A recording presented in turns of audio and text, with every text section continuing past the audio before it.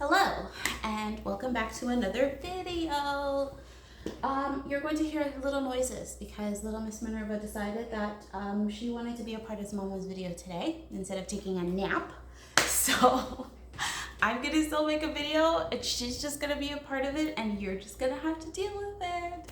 It is the life of a mother online. Okay, so the last video I made was talking about the 5 things that I think that you should know before traveling or first-time travelers to Japan. So I thought I would expand on that a little bit too by doing 5 things that I think you should do before you go on your trip. So these could just be things to prepare for your trip or just to have when you're going on your trip, but I think that they're important to know. Hi, can I have this? Thank you. You can play with that one. Okay, so the first thing that I have written here is download the apps. So there are certain apps that I think that you should have for sure when going on a trip, especially to Japan, because there is a language barrier if you don't speak fluent Japanese, right?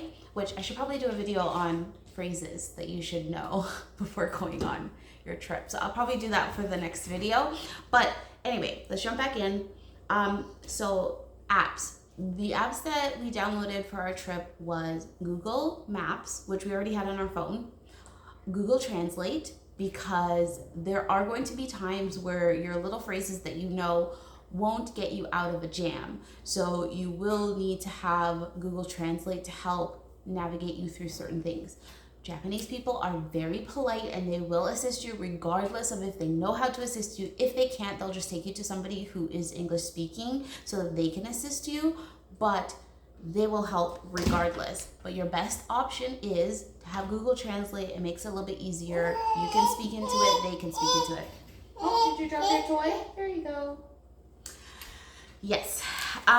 Wish I had Google Translate for little infants because then it would make it so much easier. And then another app that I suggest you download is Klook. Klook is great for attractions and different things in different countries. Well, even in your own country, you can use it here in Canada as well if you're from here. But yeah, I do recommend downloading Klook. It gives you discounts for certain attractions. It also collects points and things that you can use to pay down on other things for other trips or within your trip. Like let's say you've booked a couple of hotels and you've collected some points and stuff from it. You can use that as vouchers to get discounts on certain things that's within the app. So Klook is a great one that you can use not just, goodbye. Not just for Japan, but also for other places that you're traveling. So it is a great app to download that you can keep on your phone even after you have left Japan. So those were the 3 that I felt we used the most. Obviously, Airbnb is also good to have because you can find places and stuff like that. But yeah, the 3 main things that we used was Google Maps for transportation, Google Translate for helping for communication, and then Klook for any discounts and things on different tickets for different events and different things that we wanted to, like attractions and stuff like that.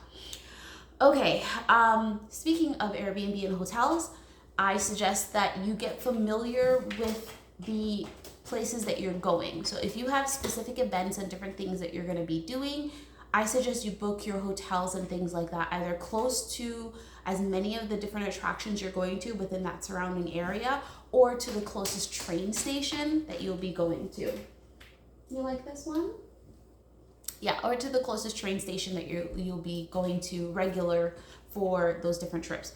If you have those places that you know you want to go to already booked into your map, it's really easy for you to just flag them off so you can find what's in that surrounding area and then you can plan a day trip for what you're going to do, right? So my suggestion is to definitely have hotels looked at, Airbnbs looked at, hostels looked at, capsule hotels. There's so many different ways for you to live or to to rest in Japan when you're going to hotels and different things like that. There's so many different types of places to stay. If you're traveling alone or with another adult, it makes it so easy to book places. When traveling with kids, oh my goodness, it's a little bit harder because certain hotels don't allow, like some hostels don't allow kids. What's it called? The capsule hotels, like the little capsules, they don't really allow kids either. So over a certain or under a certain age. So you have to make sure that you're checking those things in advance, especially if you're traveling with children. But if you're traveling alone or traveling with another adult, it makes it so much easier for you to find places to stay that is budget friendly. So definitely look at those before you leave. I do suggest booking only your main hotel that you're going to be staying at once you're in the country. So once you fly into Tokyo, you book the hotel that is closest to within Tokyo there. So then that way, from that hotel, you already know where you're gonna stay for your first couple of nights. And then as you're continuing to book your trip, you can book the rest as you're going, unless you have specific places and destinations that you want to go to. So if you know there's a specific hotel that you really want to book and you know that they get booked up really early, then book that in advance. It just gives you more of a scrunched timeline to be able to do that. Where if you're a little bit more flexible when booking your hotels and things like that, you do get the option to pick some really fun, unique things that may pop up that may be cheaper than you thought. And also booking in Japan for some hotels is actually a lot cheaper doing it there than when you're doing it here. That's what we found when we looked at certain places. So it's up to you, it's up to your discretion, but I do recommend that if there's a specific place you want to go to or a specific hotel you want to stay at or capsule hotel you want to stay at or whatnot, try and look and see if you can book it in advance and get it at a decent rate. But if you can't do that, then I do suggest just the main hotel. So the first night we were coming to stay, we had the first 2 days booked up already, but the rest of the trip for hotels, we hadn't like booked them in advance. We booked them while we were there.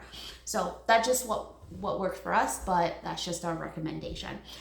So yes, regional passes. So we did not get the opportunity to book our JR pass before we left, which kind of sucked. Hi. Are you okay? You dropped your toy again? Almost got it. Here you go. So yeah, we didn't get to do that. So there was a lot of places that we wanted to go to that we couldn't go to because we hadn't gotten our JR pass for the time that we were there, which is fine because there's ways around it as well, which I knew was possible to do without having to book JR passes. The only time we booked JR passes when we were in specific regions. So we knew that there was a lot of places within Kyoto, Osaka,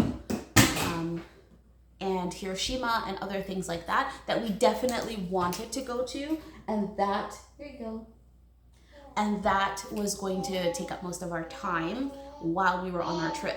And those were in the same sort of region of Japan. So we looked for regional passes that still gave us access to the Shinkansen, but that didn't cost the same amount as getting a JR pass. It was a lot cheaper for the three of us, the three of us, because we didn't pay for Minerva, for the three of us to get onto the Shinkansen. So you have to know where it is that you're focusing your stay and figure that out to know if it's worth you getting the JR pass.